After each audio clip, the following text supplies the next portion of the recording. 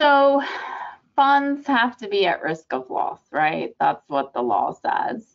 But that doesn't mean there can't be things like a completion guarantee, or if the investment application, the 526, is denied, that you can't have a developer offer or a regional center that's working with a certain project offer to guarantee the return of funds in case of denial. What you can't guarantee is that 100% you will get your investment back. It's just, as you said before, treated like any other business investment. There's no guarantees.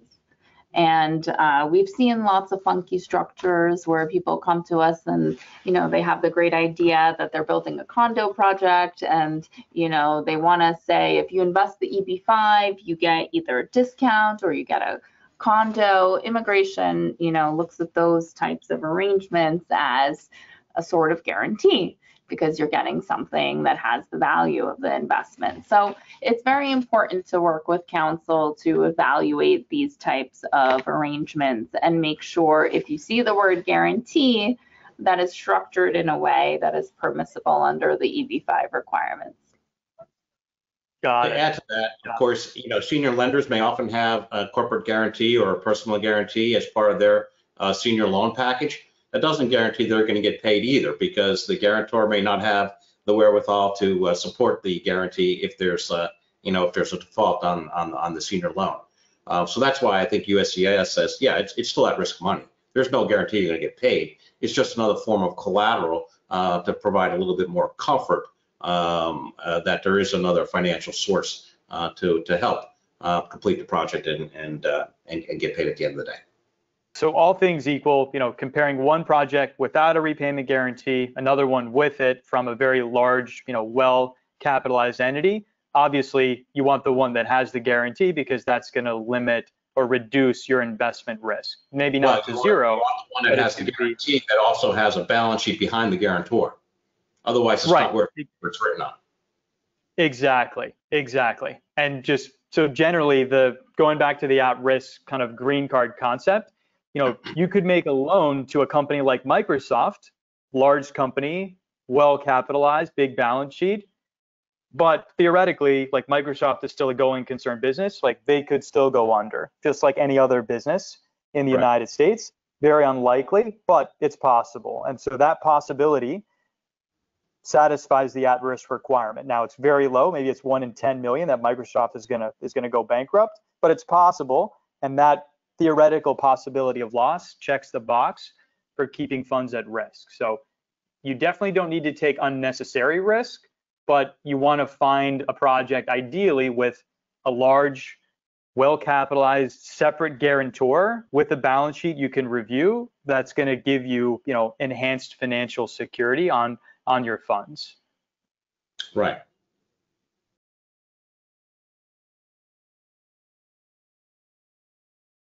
Sam, I get a question from my clients about EB5 loan repayment guarantee. I believe they talk to projects around all over the United States, and they will often come to me and say, hey, how can EB5AN give us a loan repayment guarantee if our funds need to be at risk? Can you address that, please? Sure. So we actually have a blog post in process on that exact question, because it's one that is quite common. And a lot of our competitors will use that safety feature as a way to confuse clients, unfortunately. And so let me give you kind of a little bit of clarity on how that's structured. So we've been using the concept of an EB5 loan repayment guarantee since 2014. We've used it on more than 10 prior EB5 projects with Coulter, and we've received 100% USCIS approval on those projects. So there's no question whatsoever that a repayment guarantee is allowed. And it is obviously allowed with Coulter because we've gotten many of those approvals to date. Now, why is that the case? Why is it allowed when the regulations, the EB5 program rules, state that funds must be at risk, right? it goes back to that same idea that there's many, many different levels of what the government considers at risk, right? The way the government defines at risk is the potential for gain and the potential for loss, no matter how large or how small, right? It just has to be there, right? Potential for gain, potential for loss, right? Now, Coulter is a very large company. They've been doing business almost 30 years. The same situation applies for any large, successful, going concern business, right? So if I'm an investor and I decided I would want to make a loan to Microsoft, right? Microsoft's a huge company. They've got a big track record. They have a large balance sheet. They've been in business a long time. But Microsoft is a for-profit business. It's a going concern entity. And like any business, it's possible that that business could fail, right? Maybe, 2 or 3 years from now, they overinvest in AI and all of a sudden they run out of cash and they have to declare bankruptcy, right? Very unlikely, but it's theoretically possible, right? Fortune 500 companies have failed over the last 30 years. It's not impossible, right? So that possibility that you've made, a loan, or that a loan has been made to you from that type of entity that has a big track record, even though it's very, very unlikely, the fact that it's still possible, that still satisfies the at-risk requirement for USCIS, right? So there's no way to reduce the investment risk down to zero, because then it would be considered not at risk, right? But what you can do is you can lower that risk to a very, very low level. And we believe that having this type of repayment guarantee from a separate, diversified company with a track record of repayment over a very long period of time and significant assets and net equity, we think that's the best way to lower that risk as low as we can without touching, the zero risk level, and still qualify for the green card. The other two things that we have on this slide that I'll quickly mention is this same entity that's providing the loan repayment guarantee is also providing an I-5-60 approval refund guarantee, which basically means that if an investor's application is denied for any reason, they're going to be promptly refunded, right?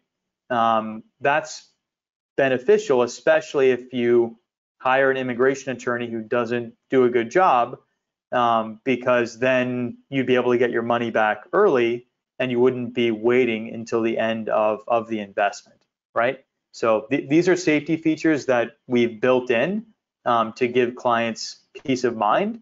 But the reality is that as long as you hire a really experienced immigration attorney and follow their advice, like Anita, you won't have any issues getting approved. The last item is the job creation guarantee. So as Anita mentioned, in order to successfully complete the entire EB-5 process, you need to create 10 jobs, and you have to be able to show how those jobs were created. This project has a job creation guarantee, and more importantly, it's already created almost 2,000 EB-5 eligible jobs. So for our clients coming in today, when they join, they know that we've already created those jobs that are sitting there in a job bank and available, to be assigned to them. So those different safety features really, set the Twin Lakes Rural EB-5 project apart from many of the other both rural and non-rural projects that are out there. Unfortunately, many of the rural projects that investors will see in the market are projects that are dependent on EB-5 to happen, and they really wouldn't be happening perhaps if EB-5 wasn't available. This project is pretty much the opposite. It was started late in 2019, years and years before there was any preference for rural projects, which only came about in 2022. And it's successful, it's proven, it doesn't need EB-5 capital.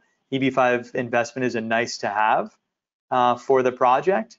And so it basically is just a really solid development project that happens to qualify for the rural designation, right? And that's really what you want to be looking for, is you want a project that doesn't need EB5 and not dependent on it.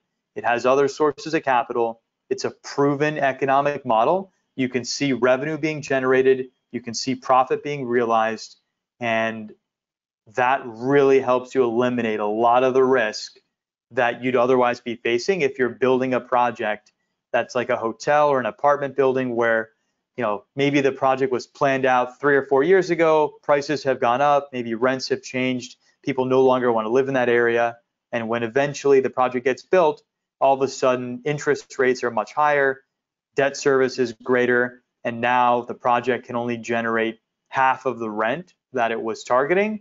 And because the rent, or because the debt service and interest rates are higher, now all of a sudden the project is facing bankruptcy, right? You know, why take that kind of chance years in the future on an unknown refinancing event when you can go into a project that's already proven, that it is able to generate a profit in the current economic climate. And obviously, you know, not just at this one location, but across many locations around the southeastern United States. One of the other things I'll just touch on quickly here is Coulter. They're the #1 developer in the active adult single-family home market. So they've got more market share in this market than some of the largest publicly traded home builders in the United States. So they've found a very specific niche, active adult, under the Crestwind brand, and they're just executing and doing extremely well, even compared to some of the largest and oldest home building companies like Lennar and PulteGroup. They're doing even better than those companies. And lastly, don't just take my word for it. We've conducted 8 so far as of July 4th, 8 different EB5 investor interviews from investors, many of whom are Indian H-1B and India-based EB5 investors on their.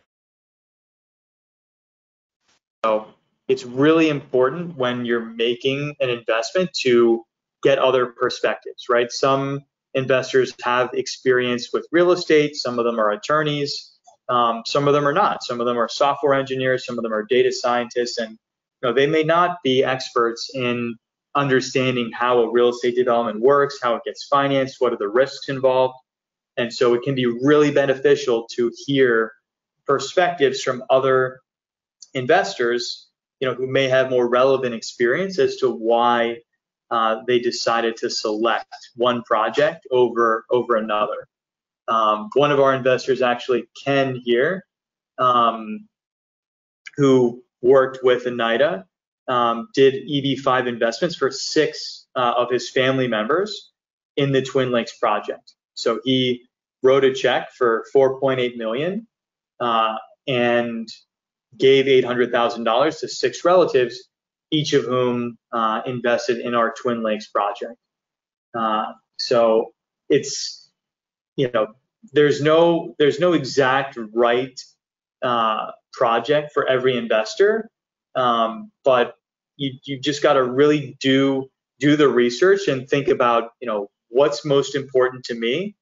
Do I really want to focus on capital preservation, making sure I get the $800,000 back in a timely manner, and make sure the green card process goes smoothly? Or, you know, do I really want to just try to chase a higher return and, you know, getting the green card successfully and, you know, potentially losing, you know, some of the principal capital is secondary, right? You just really got to decide why am I making this investment and what do I really want to prioritize, right? There's no free lunch, right? Just like any other investment, if you're going to be, you know, targeting a higher return, you're going to be absorbing and accepting higher risk, right? So, you know, that's really a key aspect when it comes to project selection. And